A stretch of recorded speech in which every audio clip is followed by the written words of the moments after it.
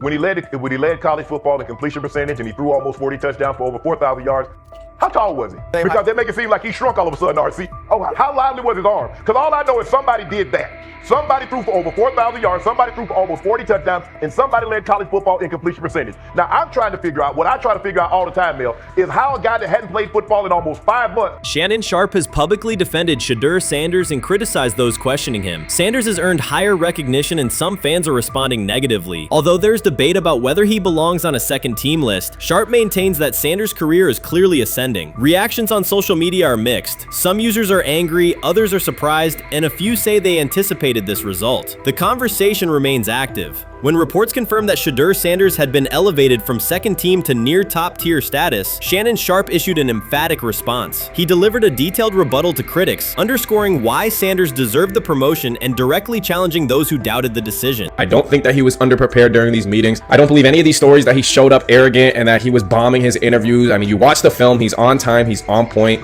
You watch his interviews, he answers like a 10-year NFL veteran. Like, he's clearly dominating OTAs. It's every single day there's a new report of how well he's doing for the Browns in OTAs. And I mean, you can say what you want, it's just OTAs. Okay, if that's your new narrative, then he's doing exactly what he needs to be doing. He's on point, he's on time, he's getting the respect of his teammates, and he's making plays. So we're gonna see years down the line, something's gonna come out that I don't know what exactly it was, but something will come out. Critics have been waiting for an opportunity to dismiss Sanders. They labeled him overrated, accused him of benefiting from nepotism, and claimed his profile came only from his last name and polished image. Within their own echo chamber, they cited every game in which he fell short of huge passing numbers as validation of their doubts. Since Sanders has begun receiving formal recognition, criticism has escalated. A wave of self-appointed analysts is dissecting his throwing mechanics and team role, and many online commentators now argue that his promotion reflects deeper problems within the sport. Shannon Sharpe rejected each criticism directed at Shedeur Sanders. During the broadcast, he turned a routine segment into a detailed examination, acting as presenter, interrogator, and fact-checker. Sharpe walked viewers through game film, season statistics, and scouting reports to show why Sanders merited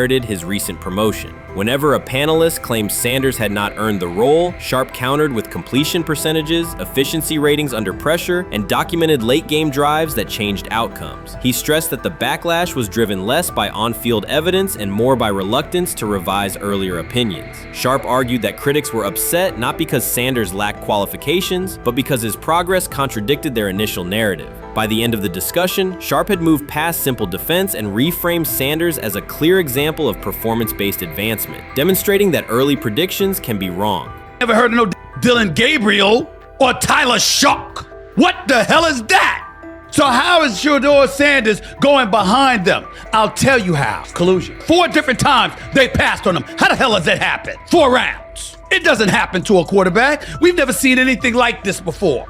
Shedeur Sanders with the watch. Shedeur Sanders with his bravado. Shedeur Sanders with this supposed arrogance or whatever. Shedeur Sanders' advancement did not happen by chance. While detractors questioned his resume online, he continued to prepare, attend every practice, and deliver accurate throws under pressure. The contrast between his output and the complaints directed at him has been stark. Some critics even argued the selection committee was, quote, biased toward performance, as if rewarding strong play were improper. Rumors quickly followed. Certain commentators speculated that a public relations push from the Sanders family must have influenced voters, suggesting everything from coordinated media strategies to alleged favors for coaches. None of these theories addresses the basic point. Sanders earned his promotion through consistent production, poise in the pocket, precise ball placement, and efficient decision-making. Shannon Sharpe highlighted these facts during his response. He noted that Sanders' performance metrics justify the recognition and emphasize that resistance to the move stems more from prior prejudice than from substantive evaluation. For Sharpe, the goal was clear: present the data, challenge unfounded claims, and correct the narrative. The discussion therefore became a broader statement about acknowledging merit and abandoning outdated assumption. Colin Cowherd defend college basketball coaches who have gotten a DUI, come to their defense and say they didn't need to be fired, that they deserve a second chance.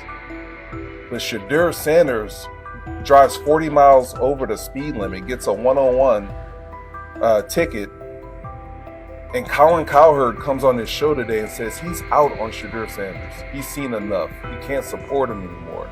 He can't be in the Shedeur Sanders camp.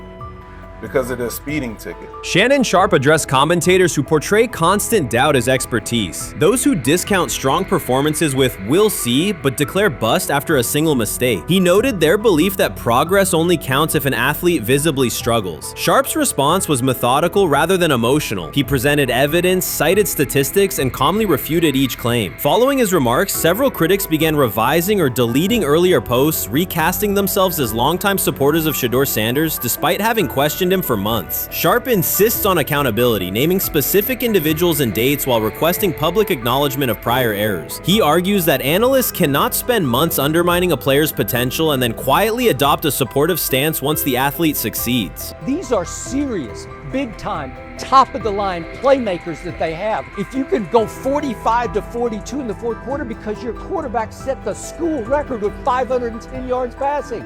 He was flawless. Shedeur is big time. I didn't know for sure, will it translate to the next level of competition? Yes, it might translate to the next level of competition as he can play. Critics who once claimed Shedeur Sanders was unprepared now hesitate to acknowledge their mistake. They resist retracting earlier comments and struggle to accept that an athlete can succeed without their approval. Sanders continues to share practice clips and game highlights without engaging the debate, while Shannon Sharpe documents every dismissive remark, ready to revisit them on national television. The disapproval did not slow Sanders. It underscored his progress and exposed the gap between perception and performance. As a result, the conversation has shifted. Analysts who doubted him now describe him as undervalued and publish detailed evaluations of his mechanics and game management, suggesting long-standing familiarity with his career. In a matter of weeks, critics have recast themselves as advocates, demonstrating how quickly opinion can change when consistent results leave little room for doubt. Shannon Sharpe signaled that his commentary is not over. He considers Sanders' advancement a positive outcome for every athlete who has been overlooked or criticized for having confidence. Sharpe stressed that analysts do not have the authority to determine who deserves recognition based on personal preference. The reaction to Sanders' promotion, he argued, revealed how quickly opinions can shift once results are undeniable. Sharpe pointed out that many vocal critics became quiet when confronted with objective performance data. This exchange, Sharpe insisted, reached beyond defending a single quarterback. It challenged the practice of dismissing achievements that do not fit familiar narratives. He reminded viewers that success does not require external approval and that consistent talent will surface despite online commentary intended to minimize it. While critics reconsider their positions, Sharpe remains steady, assigning credit to the athlete and allowing the scoreboard to confirm the argument. In his view, the statistics speak clearly enough. Sharpe also emphasized that the intensity of the backlash must be placed in context. College football is a volatile environment where unexpected outcomes are common. Therefore, declaring failure based on incomplete evidence only weakens the credibility of sports analysis. The discussion underscored the need for measured evaluation rather than reactive judgment. Dak Jackson and him and everybody else that we talked to have said that Shedeur looks good. He looks really good. Yes. He looks better.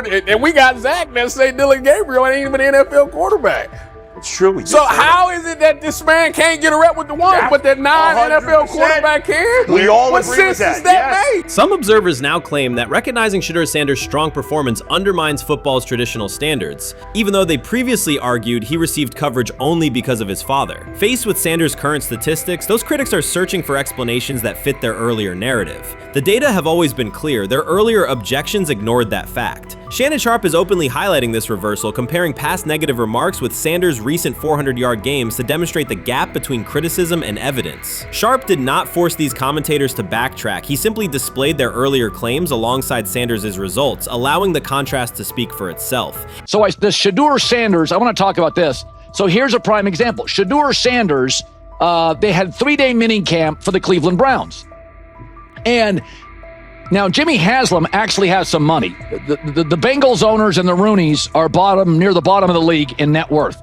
But what the Browns have is what I would call the Buffalo Bills used to have this years ago, pre-Josh Allen. What are Browns veterans saying about Shedeur Sanders behind closed doors? According to internal discussions, the feedback goes beyond casual praise. Several veterans describe his performance as franchise level. Private locker room conversations compare his command of the offense to established starters. And one senior assistant reportedly called him Sunday ready after a single walkthrough. The consensus is that front office staff and coaches have taken serious serious notice. Inside the Browns facility, informal conversations circulate among players and coaches. These remarks carry significant weight in personnel evaluations and often influence practice rotations. When veterans speak this strongly, the message typically reaches decision makers quickly, especially during roster planning. In short, the internal perception of Sanders is already affecting how the staff views the current quarterback depth chart. Browns vets kind of weigh in on Shedeur Sanders and how he's been since he arrived in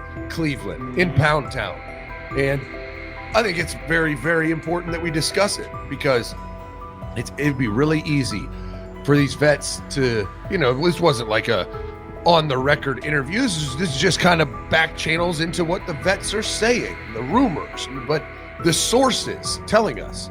And we have a couple quotes, but Shedeur Sanders, Cleveland Browns, it seems like it's going well. And it's almost like you don't want to talk about it. At the center of the growing internal buzz is Shedeur Sanders, the rookie who entered Berea with late-round expectations but is being discussed privately as a potential long-term starter. This is not a routine camp tale about an extra arm taking practice snaps. Sanders has seasoned teammates, players with playoff mileage, quietly reassessing his ceiling. Observers who overlook these conversations risk missing one of Cleveland's most deliberate personnel moves in years. Sanders is not on the roster because of his surname. The Browns reviewed their quarterback depth, weighed costs, and chose a controlled, development-oriented option they believe can stabilize the position. His presence is already changing practice dynamics. Veterans notice his pocket awareness, adjust routes to his timing, and acknowledge that he processes coverage at an advanced level for a first-year player. Leadership patterns in the huddle feel different. Sanders delivers with precision and composure that challenge defenders to reevaluate their calls. The strategic upside is clear. A 4-year rookie contract offers cap flexibility while other franchises cycle through expensive stopgaps. Coaches and front office staff view Sanders as a calculated investment, not a publicity experiment. Outside chatter still focuses on Joe Flacco's age or Kenny Pickett's development. Inside the facility, however, veterans pause film sessions to dissect Sanders' ball placement and progression speed. Position coaches highlight clips where he works through reads decisively and delivers on time, traits rarely attributed to rookies. Sanders' confidence is measured rather than theatrical. He moves as though the NFL tempo is familiar, and that calm spreads across the roster. Experienced defenders are rechecking the depth chart and asking if the quarterback competition is tighter than publicly acknowledged. Great kid, and whether it's a following that he's earned, I mean, that's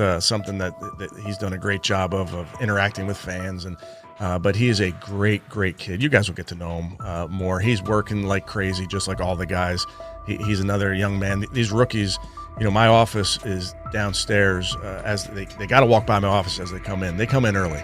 And Shedeur, just like all those guys, he's in there early. He's getting his work done. He has not yet secured the starting job. Evaluations so far come only from brief practice periods, no comeback drives, no national headlines, just steady execution in shorts and helmets. In a league that celebrates splashy debuts, Shedeur Sanders is earning trust rep by rep. Veterans typically withhold judgment until late in camp, yet several are already studying his footwork and timing, which suggests genuine respect. Inside the building, coaches sense that the Browns may have finally found a stabilizing presence at quarterback. Cleveland's recent history underscores why this matters. The team has started 9 quarterbacks over the past 2 seasons, an indicator of instability rather than depth. Sanders arrives with composure, arm strength, and a well-known surname, so any sign of readiness is magnified. Financial context also plays a role. The Browns are allocating a significant portion of the salary cap to Deshaun Watson, whose performance has not matched that investment. To manage costs, the front office signed 4 additional quarterbacks on low-impact contracts. Together, they account for far less than Watson's annual cap figure. If Sanders continues on his current trajectory, that structure could give Cleveland both competitive clarity and much-needed financial flexibility.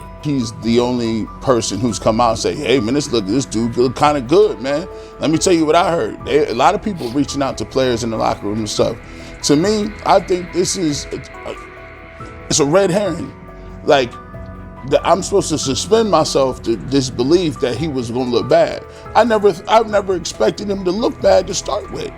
The 5th round quarterback stuff, that's involving perceptions, pre-draft analysis, and other teams Cleveland's veterans have endured every kind of quarterback turmoil, poor reads, major injuries, shaken confidence, and sideline disputes. When a young quarterback like Shedeur Sanders steps in and appears composed rather than overwhelmed, people notice. The attention comes not just from coaches and reporters, but from the linemen and defensive leaders who have watched previous backups struggle. They are not exchanging doubts, they are sharing nods of approval. Sanders demonstrates instinctive pocket awareness, reliable accuracy, and steady poise, qualities that quickly circulate through team conversations. After years of instability under center, the Browns need someone who can remain calm and effective deep into the season. Although expectations have fallen over time, genuine interest is growing. Praise is coming from teammates who rarely commend anyone unless his performance demands it. I'm about to unleash about Shedeur Sanders. I just watched what happened to Shedeur Sanders in the Cleveland Browns' third and final preseason game. And I'm outraged, I'm sickened, and I'm saddened by the way Shedeur continues to be treated in the National Football League, now by those sorry-ass Browns and sorry-ass Kevin Stefanski. The Cleveland Browns are once again mishandling a promising quarterback. Skip Bayless criticized the organization for failing to develop Shedeur Sanders and for misusing his skill set. He argued that the team's decisions are undermining Sanders' progress and turning a major investment into a cautionary example. Bayless pointed to inconsistent usage, questionable play calling, and a lack of clear direction as key issues limiting Sanders. He said the Browns need a defined development plan and stronger support if they expect Sanders to succeed. Skip Bayless delivered a direct, critical assessment this week. After seeing Shedeur Sanders in a Browns uniform, he argued that Cleveland is mishandling the quarterback and undermining his development. Bayless said the team's approach shows poor planning and inadequate support around Sanders. He dismissed excuses about strategy and emphasized the need for better coaching, deployment, and protection. In his view, the Browns are setting themselves up for problems before the season begins unless they establish a clear plan for Sanders. Given the team's recent decisions, his reaction is understandable. Cleveland has a history of inconsistent quarterback development. Shedeur Sanders is a premium prospect, the son of a Hall of Famer, a proven college performer, and a widely recognized figure. The organization should prioritize his reps, protection, and a clear development plan, not place him behind Dillon Gabriel as if he were a secondary option. But I'm going to answer this question by saying Shedeur Sanders, and I'm going to tell you why. I think he's being set up to fail. That's right, I'm going to say it. Okay. Here we are on national television, right? There's been 11 practices, if I remember correctly. He's been starting against, he's been playing against the third unit. He's fourth on the depth chart. And then suddenly you throw him into the start line, and he hasn't had any reps for the first team at all. Think about that. So you're just going to throw him to the wolves like that, huh? I mean, you know, if he had first team snaps in practice. Yet here we are. Cleveland has one of the most publicized prospects and is handling him like a depth piece. The broader issue is the franchise's long record of quarterback instability and inconsistent development. That history colors every move they make. When the Browns draft a quarterback, fans don't anticipate a long-term answer. They brace for another reset. Shedeur Sanders should be treated as a priority, not as an afterthought behind Dillon Gabriel. Let's give him a chance. Let's give him a chance with the play calling. You know you have an offensive line that isn't playing that well.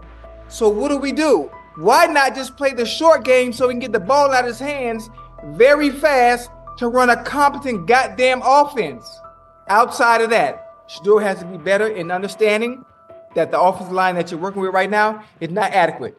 Why not allow the players that are competing for a job, in this instance, Shedeur Sanders, to finish off the 2-minute drill? When Browns fans see another quarterback selected, they brace for another setback. The franchise's recent history, from Johnny Manziel's failed stint to the rocky handling of Baker Mayfield, reflects inconsistent development and short-term decision-making. Against that backdrop, Skip Bayless's reaction to Shedeur Sanders on Cleveland's roster was blunt. He argued the team is already mishandling a premium prospect by treating him as a secondary option instead of a centerpiece for the future. Bayless's position is straightforward. Sanders is not just a name, he brings proven college production, leadership traits, and significant visibility that can strengthen both the offense and the organization's broader profile. Burying him on the depth chart behind Dillon Gabriel signals a lack of a clear development plan and wastes early momentum. Instead, Bayless contends, Cleveland should establish a defined pathway. First-team practice reps, protection and personnel tailored to his strengths, deliberate play calling that accelerates processing, and measured in-game opportunities that build confidence and execution. In his view, the Browns need alignment from the front office to the coaching staff to prioritize Sanders' growth. Continuing to treat him like a depth piece risks repeating the same cycle that has undermined previous quarterbacks. Committing to a coherent plan gives Sanders and the franchise a realistic chance to convert potential into sustained performance. Shedeur Sanders doesn't ask for excuses. He hasn't blamed limited reps, patched together receiver groups, or fourth-string offensive linemen struggling against Cleveland's second-team defense. He shows up, works, and demonstrates why he belongs. On day 3 of Browns training camp, for the first time since OTAs, he finally received something close to a fair opportunity. He lined up with the second unit during an 11-on-11 period and made the most of it. In 8 plays, he did what he typically does when given a chance. He executed. He went 2 for 2 on a quick series, finishing with a decisive throw to tight end Blake Whiteheart that immediately caught the sideline's attention. There was no hesitation in his drop, no unsettled feet, and no panic. Just firm, accurate timing and clean operation. It raised an obvious question. What has taken so long for the Browns to evaluate him with a functional group? The story isn't only about one throw, it's about the delay before it. Sanders has been the guy for most of his football life, commanding high school programs, starring in the Southwestern Athletic Conference at Jackson State, then operating under national attention at Colorado. For the first time, he's been told to wait. He has treated that reality as part of the job rather than a setback. He has prepared like a professional since the moment he arrived, and on the 3rd day of camp in heavy heat, he let the football represent his case. While coverage focused on the veteran presence of Kenny Pickett and Joe Flacco, Sanders made an impression with minimal volume. The difference with the second team was immediate. Protection held up, routes were on schedule, and progressions unfolded as designed. Within that structure, he looked like the quarterback who led efficient offenses at Jackson State and Colorado. Calm in the pocket, decisive in his reads, and accurate to tight windows. This was not simply a good practice period, it was a clear statement. He was not just operating the script, he was directing it. The timing was sharp, the reads were clean, and the seam throw to Whiteheart was a high-level anticipation throw, professional in placement and pace. The narrative around Sanders should reflect that when he is placed in a workable situation, his strengths are visible. Early work with 4th unit personnel included protection issues and unreliable spacing. With the 2nd unit, those variables stabilized and his work looked consistent with his resume. The performance supported a straightforward conclusion. The evaluation should move forward with higher quality reps. Sanders has been explicit about his approach. He does not request special treatment.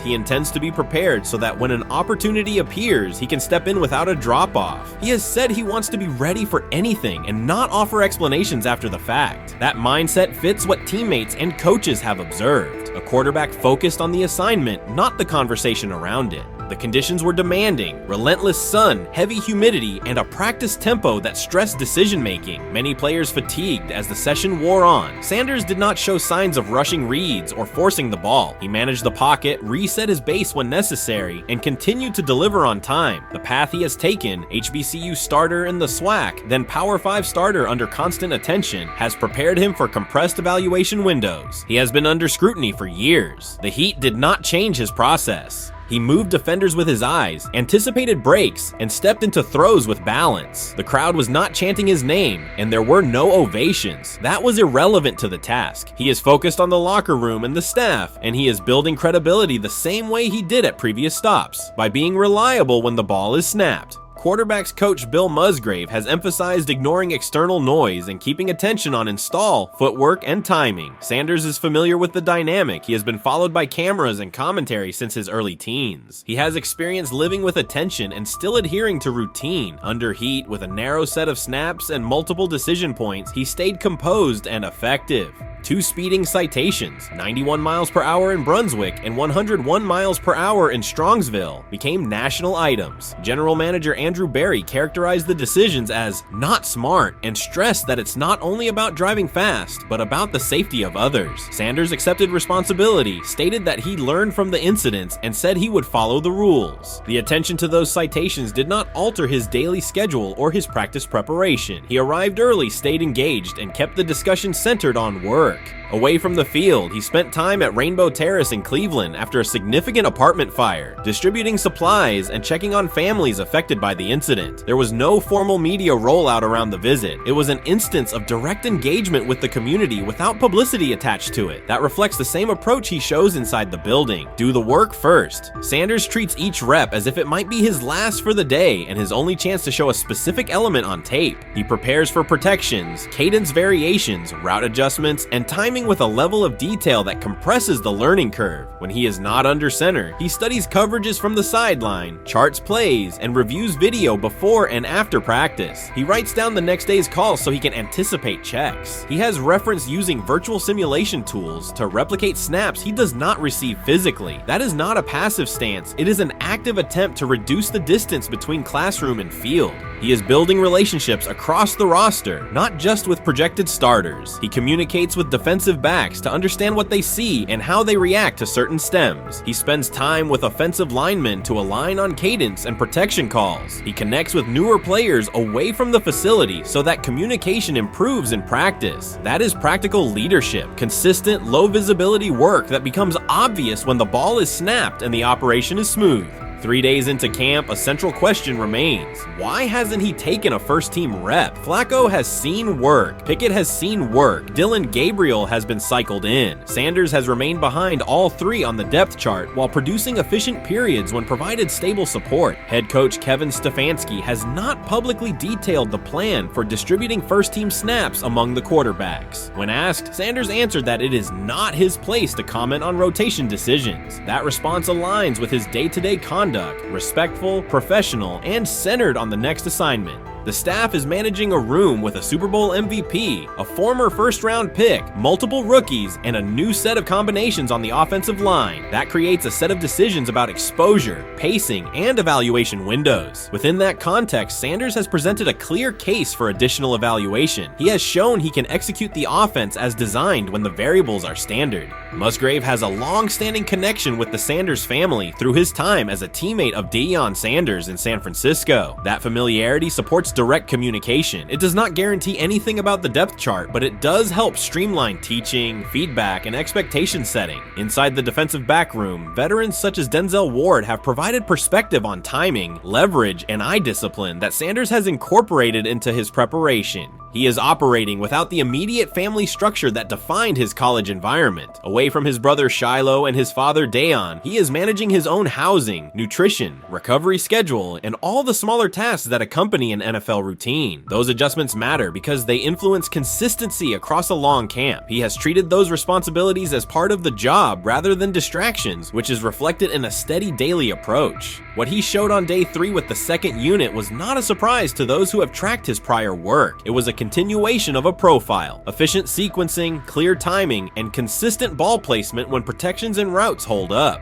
The 8-play period was short, but it was enough to reinforce the point. He doesn't need a large sample to demonstrate baseline operation. He needs a fair sample to test ceiling and adaptability. There is also the matter of perception. Public attention concentrated on the speeding tickets and the general manager's response. Less attention fell on the preparation, the efficient period with the second team, or the community engagement at Rainbow Terrace. That imbalance is common in training camp narratives. Sanders has handled it by keeping his answers simple and his focus on football. He has not tried to redirect the conversation. He has done his work and waited for additional reps. The objective next step is straightforward. Expand the evaluation with higher unit personnel and standard opponents. That does not require a complete reshuffling of the depth chart. It requires allocating a defined sequence of first-team snaps so that timing with starting receivers and protections with starting linemen can be measured on tape. The staff can then compare operation speed, accuracy under pressure, red zone decision-making, and 2-minute mechanics against the other quarterbacks. That is the most direct way to clarify the competition. None of this dismisses the experience or track records of the veterans in the room. It emphasizes that the purpose of camp is to test assumptions with current performance. Sanders has provided enough evidence with the second unit to justify a broader look. He has shown that the pace of his feet matches the pace of his eyes, that he can hold safeties with his shoulders, and that he can drive intermediate throws without float. He has also shown discipline to take the clean completion rather than force the vertical shot when leverage dictates otherwise. Every day, he has addressed the controllable items, meetings, note-taking, install recall, cadence management, and post-practice review. He has not asked for public guarantees. He has asked for an opportunity to compete on comparable terms. The 8-play sequence with the second unit was a small but clear example of what he can do when those terms exist. The staff's communications have been measured. Stefanski has not laid out a schedule for first-team rotations publicly. Barry addressed the speeding incidents directly and emphasized standards for decision-making off the field. Sanders accepted the criticism, adjusted his behavior, and moved forward. Those are the relevant facts. What remains is a football evaluation that can only be completed by giving him snaps with the top group and measuring the results. If that evaluation occurs and he performs at the level he showed with the second unit, the conversation will shift from potential to placement. If it does not occur, the question will persist through camp. Why not test the full picture? Sanders has built a case based on preparation, poise, and execution. He has demonstrated leadership by building relationships across the roster. He has shown maturity in handling external issues directly and moving on. He has given the staff reasons on the field and in the building to continue the process.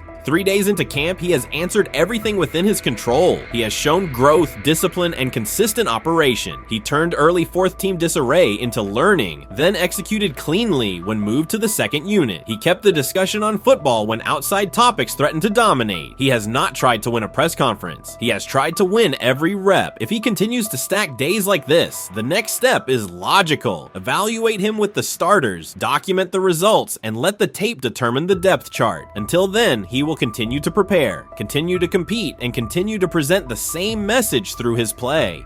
Honestly, guys notice it more when you're out winning games, right? If Cleveland starts off in a bad start, they're not doing well, and all of a sudden Shedeur or Dillon Gabriel are doing well in 7-on-7, they're throwing dimes.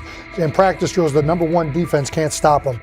People take notice of that, and the more that the players see it, they're gonna then the comments start happening over the lunch table. They start happening throughout the building, and that's when the pressure really will get severe. The Cleveland Browns were focused on resolving their quarterback situation until Jason Kelce made pointed comments that triggered a strong reaction from ownership. The response inside the organization was immediate and intense. What exactly did Kelce say that has the dog pound on edge and the front office under pressure? We've seen that miserable game by the Cleveland Browns. So they throw Joe Flacco in there, and I like Joe Flacco. He did good, but they gave him the resource of all the first team guys. Then they throw Dillon Gabriel in there with first teams and second teams. So Dillon always is getting protected. The same thing again, they gave this scrub max protection on every play.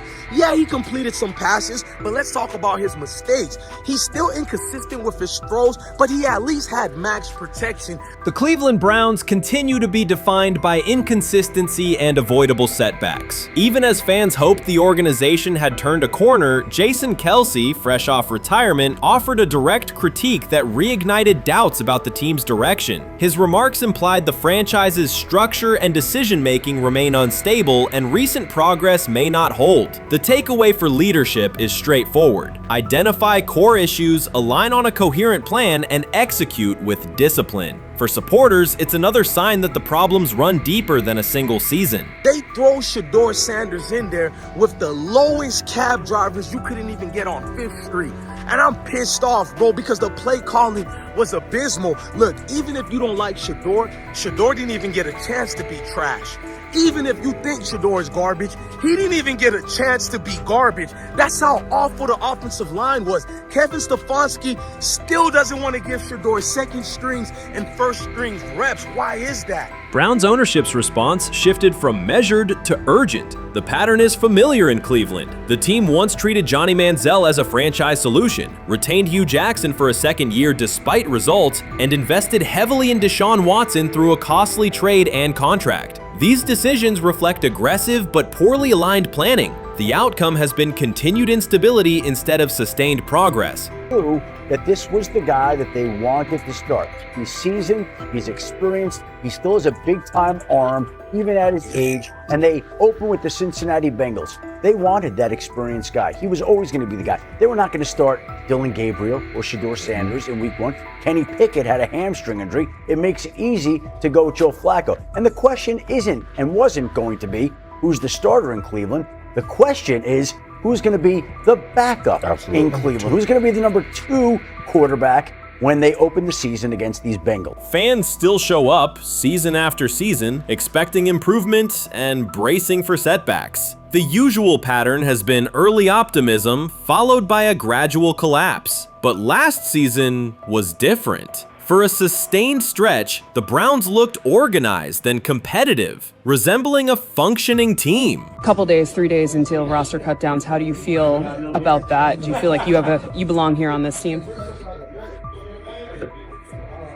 Obviously, I think overall as a player, I feel like I put in the work. I feel like everything I do, I try to do it to my best, and that's all I ask for. So I feel like everybody feels like, they should be on the team, and if you ask anybody on the team, would they feel like they belong, in their own eyes. So I feel like I do, but I'm my own player, I think about myself in a high regard. The front office entered the offseason confident. Kevin Stefanski was being praised, and the Dog Pound believed the team had made real progress. Then Jason Kelce delivered a pointed assessment that cut through the optimism. Fresh into retirement, the former Eagles All-Pro and Super Bowl champion said Cleveland still looks like a team patching over issues rather than building a durable contender. Kelce's view was direct. The Browns' structure is fragile, and the roster is too dependent on perfect health at quarterback. He argued the team is one injury away from losing continuity and sliding backward. Because Kelce has operated inside a stable, championship-level organization, his comments carried weight with players, media, and fans. The reaction was immediate. People took his critique seriously, not as outside noise, but as an informed evaluation of how a successful team should be built. Ownership also felt the impact. Jimmy Haslam's response shifted to urgency, a sign that leadership recognizes the stakes. The criticism arrives in the context of prior high-risk decisions, especially the fully guaranteed $230 million commitment tied to Deshaun Watson. Watson has missed time and shown inconsistency when available, and the contract has constrained flexibility. Kelce's remarks highlight why depth, alignment between the front office and coaching staff, and a clear contingency plan at quarterback are non-negotiable. The takeaway is straightforward. Cleveland must convert last season's progress into a stable framework, protect the quarterback, deepen critical positions, and establish a plan that survives injuries and short-term setbacks. Without that, the games that fueled optimism will remain temporary. If you're a betting man, who do you think starts for the Browns at quarterback? Okay, this is the situation. Kenny Pickett, they actually traded for him. Joe Flacco, no one's bringing Joe Flacco in the building thinking Joe Flacco's going to be the starter. If Joe Flacco is your starter, you got a problem. You have a huge problem. And if they were saying Shedeur was the starter as the 5th rounder, you got a real problem too, because he passed over all these guys in these reps in the offseason in shorts, in bikini shorts, Speedos and stuff. Like, no. That kind of stuff. So I'm not that surprised. When you put down a 3rd round pick on a quarterback, you do believe he has a certain skill set. Jason Kelce stated the obvious. Cleveland committed to a quarterback who hasn't played at an elite level in years, and Joe Flacco's playoff run didn't change the long-term outlook. Ownership appeared more upset that the criticism was public than by the substance of the critique. Many fans agreed. They've seen this pattern before. Rosters age, injuries are inevitable, and when a single contract dominates the cap, one setback at quarterback can undermine the entire season. Kelsey's broader point was about structure. The Browns prioritized the high-cost, uncertain starter over depth and contingency. The late-season surge masked issues that remain: limited cap flexibility, thin depth at key positions, and an offense that lacks a credible plan B. Fans recognize how quickly a strong defense can decline with injuries, and how an offense without redundancy stalls. The AFC North raises the stakes. Baltimore with Lamar Jackson sustains a top standard. Cincinnati with Joe Burrow returns to contention when healthy. Pittsburgh rarely slips below .500 under Mike Tomlin and wins with defense and consistency. In that environment, Cleveland can't rely on perfect health or peak form from one player. The path forward is clear. Diversify cap allocation, reinforce the offensive line and receiver depth, carry a legitimate backup plan at quarterback, and install a scheme that functions regardless of who is under center. Given what we saw yesterday with Shedeur Sanders, somebody on the Cleveland Browns is 100% getting fired, probably by the end of this year. The person who's probably going to end up getting fired is Kevin Stefanski, because I know that he didn't want Shedeur Sanders on the team. It was Andrew Berry who made that pick. You can't really go against your GM. Bad things happen in this situation. But Shedeur Sanders is not without fault for what we saw yesterday.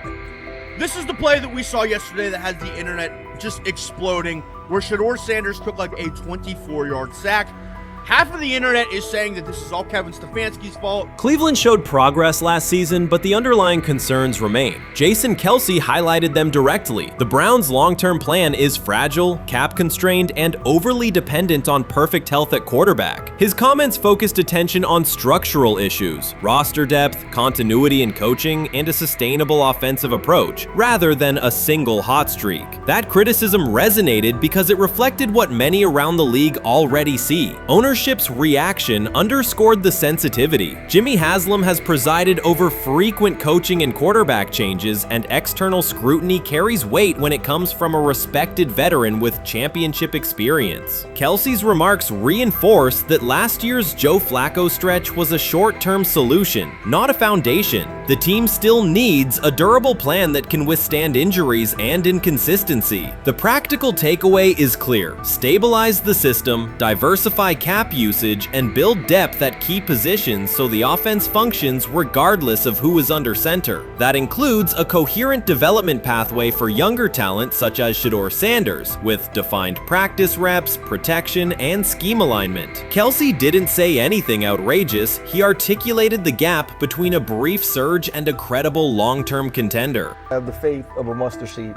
Right, because this is the greatest resurrection since Jesus the Christ. Right, like at some point, Joe Flacco was thinking about getting into TV. Yeah. Right, Joe Flacco didn't have a job, and then now you not only come back and start for the Cleveland Browns late in the 2023 season, but they came back around to you, and you're now the day one starter for a franchise that just 2 years ago was in the playoffs. The Browns' quarterback situation remains unsettled. Deshaun Watson was expected to be the long-term answer, but injuries and inconsistent play have prevented him from reaching an elite level. When the team turned to Joe Flacco after Watson's season deteriorated, Flacco immediately lifted the offense and produced results that highlighted the gap between expectations and reality. That a 39-year-old late addition could outperform a $230 million starter was not just a short-term surprise, it raised fundamental questions about roster construction and evaluation. Quarterback depth has been fragile, and the late-season surge masked broader structural problems. Jason Kelce's remarks made that clear. Cleveland is vulnerable if the starter is unavailable, cap flexibility is limited, and the offensive plan lacks a stable contingency. His critique drew attention to leadership and planning as much as on-field performance. Jimmy Haslam's strong reaction reflects the pressure on ownership. The organization has promoted a message of stability and progress, but Kelce's assessment suggested those gains are not yet durable. The path forward requires a realistic approach to the cap, a credible backup plan at quarterback, and a system that holds up regardless of personnel.